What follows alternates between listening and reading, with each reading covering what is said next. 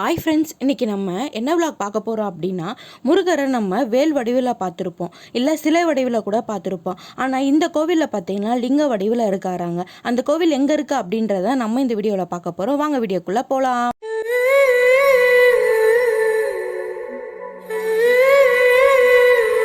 27 நட்சத்திரங்களும் வந்து வழங்கக்கூடிய ஒரே தலம் இது அப்படின்னு சொல்கிறாங்கங்க. நம்மளுக்கு எந்த நட்சத்திர தோஷம் இருந்தாலும் இந்த கோவிலுக்கு வந்தோம் அப்படின்னா உடனே நிவர்த்தி ஆகும் அப்படின்னு சொல்கிறாங்க. இந்த கோவில் பார்த்திங்கன்னா 1600 வருஷம் பழமையான கோவில். இந்த கோவிலில் முருகர் சுயம்புவாக தோன்றியவர். சுயம்புவாக இருக்கிற முருகரை நம்ம வழிபட்டோம் அப்படின்னா அது ரொம்பவே சிறப்புங்க. 27 நட்சத்திரங்களும் நாகாபரணத்துடன் முருகரும் சுயம்புவாக சிவபெருமானும் ஒன்று சேர்ந்திருப்பது இந்த கோவிலோட தனிப்பெரும் சிறப்பு. இந்த கோவிலில் பார்த்திங்கன்னா முருகர் வள்ளி தேவானையுடன் தம்பதியராக சேர்ந்து முருகர் அமர்ந்து நித்திய சிவ பூஜை செய்வது அதுவும் தனி பெரும் சிறப்புங்க. 27 நட்சத்திரங்களுக்கும் பரிகார தலமாக இந்த கோவில் இருக்குங்க. அதனால தான் மக்கள் பார்த்தீங்கன்னா இதை நட்சத்திர கோவில் அப்படின்னு அழைக்கிறாங்க. இது ஒரு மலை கோவிலுங்க. இந்த மலையில் நம்ம ஃபஸ்ட்டு ஏறும்போது பார்த்தீங்கன்னா முருகர் 6 முகத்தோடு நமக்கு காட்சி தருவாருங்க. இந்த கோவிலில் பார்த்தீங்கன்னா நம்ம மலேசிய முருகர் மாதிரி ஒரு சிலையும் வச்சுருக்காங்க. அது ரொம்பவே அழகாக இருக்குது. அழகு அப்படின்னு சொன்னாலே அது முருகர் தானங்க. காஞ்சி புராணம், அருணாச்சல புராணத்தில் இந்த கோவிலை பற்றி சம்பந்தமான பல பதிகங்கள் இருக்கு.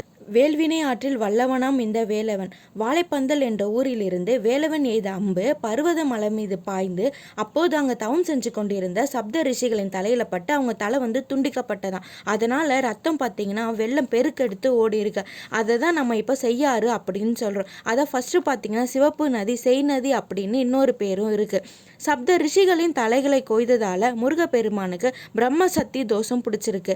அந்த தோஷத்தை நிவர்த்தி அடைய பார்வதி தேவி பார்த்தீங்கன்னா செய் நதி கரையோரம், அதாவது இப்போ செய்யாறு அப்படின்றோம் இல்லையா, அந்த செய்யாறு வடகரையில் 7 இடங்களில் கரைக்கண்டீஸ்வரரையும் இடக்கரையில் 7 இடங்களில் கைலாசநாதரையும் வைத்து ஒரு மண்டலம் பூஜித்தால் முருகப்பெருமானுக்கு தோஷம் நிவர்த்தி ஆகும் அப்படின்னு பார்வதி தேவி உபசரிச்சிருக்காங்க.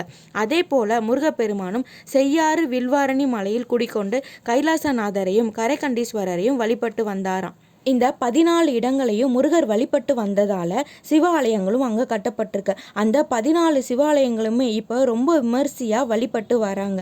முருகர் வழிபட்ட இந்த சிவ ஆலயங்களுக்கு 2 சிவ ஆச்சாரியர்கள் வழிபட்டு வர்றதை வழக்கமாக வச்சுருந்துருக்காங்க. அவங்க 2 பேரும் ஆடி கிருத்திகை அன்னைக்கு திருத்தணி போவதை ஒரு வழக்கமாக வச்சுருந்துருக்காங்க. அப்போ ஒரு வருஷம் பார்த்திங்கன்னா அவங்களால ஆடி கிருத்திகைக்கு போக முடியலையாம். அதனால அவங்க 2 பேரும் ரொம்ப மன வருத்தத்தில் இருந்தாங்களாம். அவங்க கனவுல பார்த்திங்கன்னா முருகர் தோன்று திருத்தணிக்கு போகல அப்படின்னு வருத்தப்படாதீங்க, நான் உங்களுக்கு நட்சத்திரகிரி நட்சத்திர குன்று அப்படின்ற இடத்துல நடுமலையில் சுயம்பு லிங்கமாக சிவசுப்பிரமணியராக கொண்டிருக்கேன் அப்படின்னு சொல்லி அவங்க கனவுல சொல்லியிருக்காரு. சூரியன், சந்திரன், 27 நட்சத்திரங்களும் நாகமும் என்னை அங்க வந்து வணங்குகின்றன. நான் தம்பதி சமேதராக அமர்ந்து நித்திய பூஜையும் செய்கிறேன். எனவே வில்வாரணி எனும் தலத்தில் நட்சத்திரகிரியின் மலையின் அடிவாரத்தில் அமர்ந்திருக்கும் சந்திர புஷ்கரணி சுனையிலிருந்து நாகம் வந்து உங்களுக்கு வழிகாட்டும். அதை தொடர்ந்து நீங்க என்னை வந்து அடையலாம் அப்படின்னு அவங்க கனவுல முருகர் சொல்லியிருக்காரு. அதை கேட்டு அவங்க 2 பேரும் டக்குன்னு முழிச்சிருக்காங்க. ஓ மூலமாக தான் நான் இந்த உலகிற்கு ஒரு தனி சிறப்பு மிக்க ஆலயம் அமைக்கணும் அப்படின்னு முருகர் சொல்லியிருக்காரு. அவங்க டக்குன்னு முழிச்சிருக்காங்க. அன்னைக்கு அதிகாலையில் பிரம்ம முகூர்த்த நேரத்தில் அங்கிருந்து நட்சத்திரகிரிக்கு போயிருக்காங்க. அவங்களுக்கு நாகமும் வழிகாட்டியிருக்கு. அப்போ ஒரு சப்பாத்தி கள்ளி செடி புதரில் இருந்து சுயம்பு வடிவமாக முருகப்பெருமான் காட்சி தந்திருக்காரு. அந்த 2 சிவ ஆச்சாரியர்களும் முருகப்பெருமானை தரிசிச்சுட்டு அதே மலையில் ஒரு ஆலயத்தையும் கட்டியிருக்காங்க. அவர்கள் உருவானதுதான் இந்த நட்சத்திரகிரி முருகன் கோவில். நேராக முருகப்பெருமானை தோன்றி சுயம்புவா தோன்றியது தான் இந்த கோவிலோட சிறப்பு. இந்த கோவிலில் தாங்க முருகர் நமக்கு லிங்க வடிவில் காட்சி தராரு. இந்த கோவிலில் பார்த்தீங்கன்னா முருகருக்குரிய சிறப்பு நாட்களான சித்திரை திருவிழா, ஆடி கிருத்திகை, சஷ்டி விரதம், தை கிருத்திகை, தை பூசம் முதலியன சிறப்பு பூஜைகளும் நடத்துகிறாங்க. அதே மாதிரி ஆடி கிருத்திகையில் மக்கள் பார்த்தீங்கன்னா இந்த முருகரை வலம் வருவதையே ஒரு வழக்கமாக வச்சுருக்காங்க.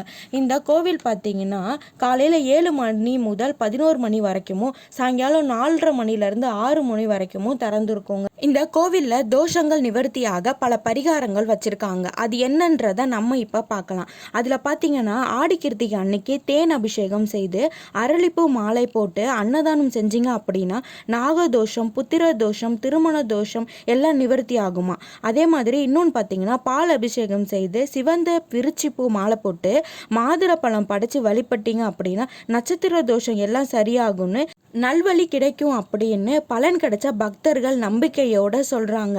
வில்வ மரத்தில் தொட்டில் கட்டினா கூடிய விரைவில் குழந்தை பேரு கிடைக்கும் அப்படின்னு, திருமண தடை நீங்கும் அப்படின்னு சொல்கிறாங்க. இந்த நட்சத்திரகிரி மலையில் பார்த்தீங்கன்னா 270 படிக்கட்டுகள் இருக்குது. நம்மளால் படிக்கட்டு ஏற முடியல அப்படின்னா காரில் போகிறதுக்கும் பைக்கில் போகிறதுக்கும் தார் சாலையும் இங்கே அமைக்கப்பட்டிருக்காங்க. முருகருக்கு நிறைய கோவில் இருக்குங்க.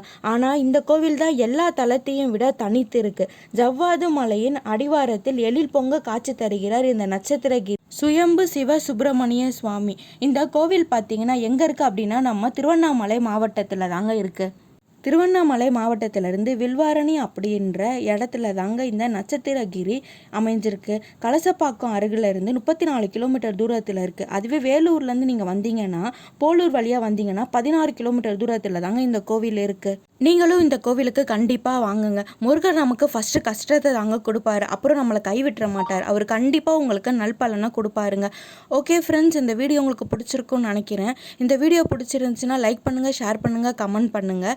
புதுசாக நம்ம சேனலை யாராவது பார்க்குறதா இருந்தால் அப்படியே சப்ஸ்கிரைப் பண்ணிக்கோங்க. பக்கத்தில் இருக்க பெல் ஐக்கானையும் கிளிக் பண்ணிக்கோங்க. அப்போ தான் நான் போடுற வீடியோவில் உங்களுக்கு நோட்டிஃபிகேஷனில் வரும். ஓகே ஃப்ரெண்ட்ஸ், பாய்.